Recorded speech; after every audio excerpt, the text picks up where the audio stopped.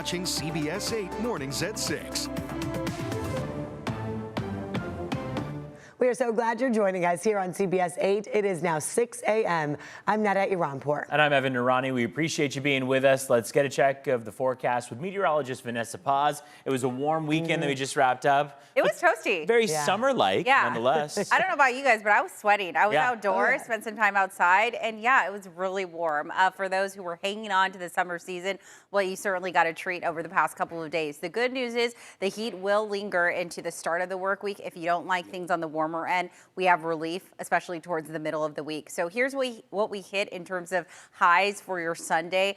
Valley Center, Escondido, as well as Poway, we're in the high 80s. We hit close to 80 degrees for spots like Carlsbad, 80 degrees yesterday for downtown San Diego. Today, pretty comparable across our microclimates. We'll still soar above normal. High 70s for the coastal areas, plenty of 80s to go around for interior parts of the county. The deserts will be peaking in the low 90s. We'll talk about that cool down we're expecting in the days ahead coming up in my full forecast.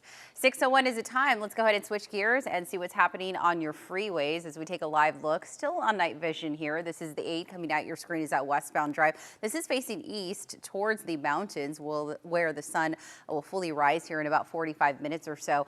We're following a crash involving a big rig. This is on the 5 South right at Aliso Creek rest area near Camp Pendleton. That may slow things down if you're headed northbound or coming into San Diego from the OC. As we take a look at your speeds in from Oceanside as well as Escondido this morning, anywhere between 70-75 miles per hour. Overall, it's looking like Monday light out there. Coming up a little later in about 7-8 minutes, we'll take a look at your Monday travel times along with the border wait times. That's all ahead. Back to you guys.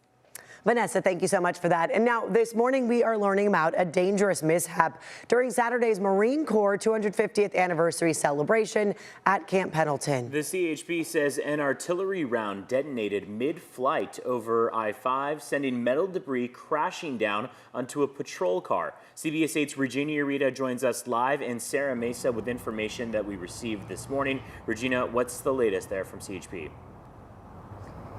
Yeah, well, guys, the California Highway Patrol is calling this highly uncommon and a concerning situation. As I mentioned, they say it's highly uncommon for any live fire explosive training activity to happen over an active freeway. Now, this morning, we are learning that the metal shrapnel actually hit a patrol car that was part of Vice President J.D. Vance's security detail.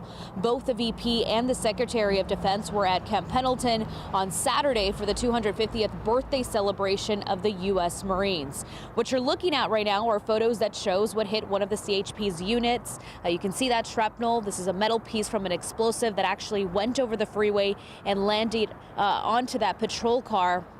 No one was inside the cruiser at the time, and there were no reports of any injuries. The state of California actually ended up shutting down a 17-mile stretch of Interstate 5 earlier that day. The closure lasted for several hours and created gridlock on the 5. Last week, there was controversy certainly from criticism, or some criticism from Governor Gavin Newsom about the celebration and the closure of the freeway. The U.S. Marines say the demonstration went through a rigorous safety evaluation. CHP quickly notified them about the incident, and the military branch then suspended any additional firings. But during the celebration, there were flyovers, ship landings, and live fire artillery rounds. And here's a little bit from that event. Reasons that is so cool that he's coming is the fact that he is a corporal of Marines himself, which means that it's even cooler that he's coming to speak, that we've got a Marine Vice President coming to an event to celebrate the 250th anniversary of the Marine Corps in front of thousands of Marines and sailors. So that's really cool for us, I think. And the California Highway Patrol has filed an internal report on the incident with a recommendation to have additional review on the coordination as well as communication surrounding this event between local, state, and federal officials. That is the latest from this incident. For now, I'll send it back to you. Regina, thank you for the update. New this morning, at least 3 security guards are recovering after being stabbed outside of Mavericks Beach Club in Pacific Beach. The San Diego Fire Rescue Department says this happened just after midnight yesterday. All 3 victims were taken to the hospital. Still no word on their conditions, and it's not clear what led up to that stabbing. Mavericks did release a statement saying in part, "We are working closely with law enforcement and will pursue prosecution of those responsible to the fullest extent of the law." Also new this morning, several apps and websites are down following a disruption to Amazon Web Services. AWS handles about 1/3 of all internet cloud infrastructure, the largest in the industry, according to Synergy Research Group. A statement published by AWS confirmed the outage, saying engineers are, quote, actively working on both mitigating the issue and fully understanding the root cause of it. The outage is impacting sites like Snapchat, Facebook, Verizon, and Venmo. Today, the San Diego City Council will consider the due process and safety ordinance amid immigration raids. This measure would require federal agents to have judicial warrants to access non-public areas of city property and extends protections to contractors. Councilmember Sean Ela Rivera's office says this would not interfere with lawful public safety operations, but ensures that law and order are upheld with, quote, transparency, accountability, and respect for the Constitution. This morning, evacuation orders are lifted for a 4S fire ranch, a fire, I should say, in 4S Ranch in that area. It started just before 5 p.m. yesterday in the area between 4S Ranch Parkway and Wine Creek Road. Some structures were threatened in this, but officials say it is now safe for everybody to return home. The cause of the fire is under investigation. This morning, a person is in custody accused of stealing a fire truck from the South Bay, then dumping it 60 miles away in East County. Officials say firefighters left the truck in the parking lot of a store in Imperial Beach about 4:30 p.m. Saturday. Deputies found the truck and the suspect less than an hour later up in Fallbrook. Fire officials say the engine was not damaged and an investigation is now underway. Organizers behind the No Kings protest say more than 80,000 people hit the streets across San Diego County on Saturday, all pushing back against President Trump's policies. Organizers say Waterfront Park saw the biggest crowd with an estimated 50,000 people. About 10,000 people showed up in Carlsbad, 6,000 in Temecula, 5,000 in Rancho Bernardo, and more than 3,000 in Chula Vista. Police say all of those protests remained peaceful. And today is the deadline to register if you want a mail-in ballot for next month's special election on redistricting in California. After today, voters will need to visit the registrar's office in Kearney Mesa or a vote center starting on October 25th to conditionally register and vote in person. The last day to vote is on November 4th. And this morning, thousands of Kaiser Permanente nurses and healthcare workers in California and Hawaii are back on the job after a 5-day strike. About 31,000 workers walked out Tuesday demanding better pay and safer staffing levels.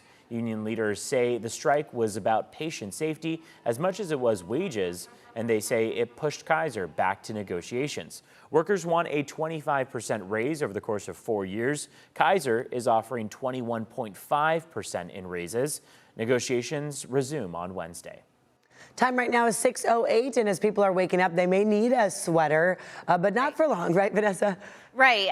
Yeah, layers is going to be key. Pretty comparable conditions to yesterday. That's what we're expecting as we kick off your new work week. We're starting off very chilly, but as the day goes on into the afternoon hours, things are going to warm up quite rapidly. Let's go ahead and take a live look outside. This is a stunning view from our Mount Woodson Skycam out in the Poway area, and we're seeing hints of the sunrise. It will fully rise here just before 7 o'clock, setting tonight just after 6.